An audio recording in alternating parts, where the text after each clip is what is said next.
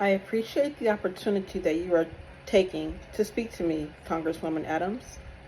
Unfortunately, due to the ongoing COVID pandemic and our current schedules in different states, we were not able to meet in person and will be discussing our concerns regarding the racial bias that currently affects maternal and birth outcomes in the United States.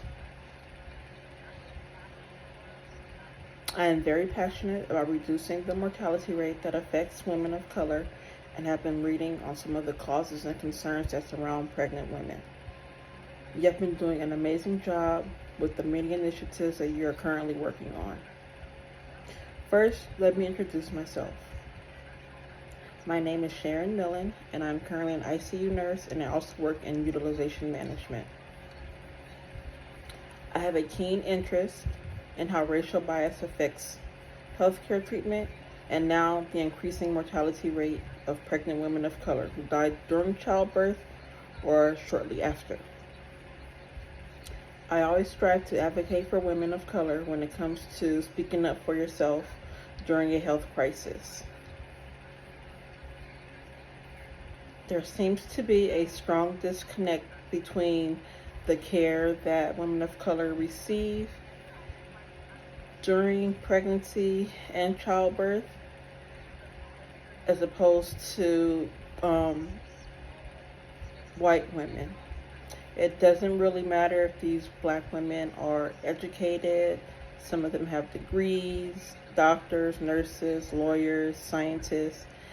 It just all goes back to the color of their skin, and it needs to be addressed why that is such a huge issue. I'm looking to partner and donate my time to organizations that advocate for women of color who are pregnant and are postpartum. I want to be able to provide teaching that many of these new moms fail to receive, which ultimately costs them their lives and or the loss of their newborns. At least 60% of all maternal deaths in the United States are classified as preventable, with black women 3 times as more likely to die from pregnancy-related causes than white women.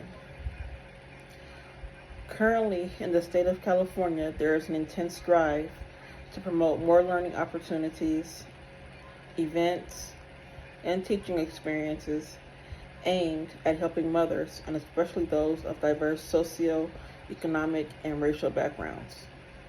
Having women nurses of color headline and deliver this information will not only help but continue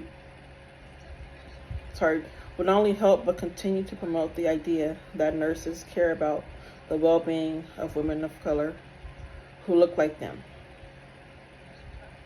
In closing, I would like to present a one-page ask that details how a committee aimed at strengthening nurse and patient relationships amongst women of color will help set a standard for what type of care is expected and desired. Once again, thank you for your time, and I look forward to working with you.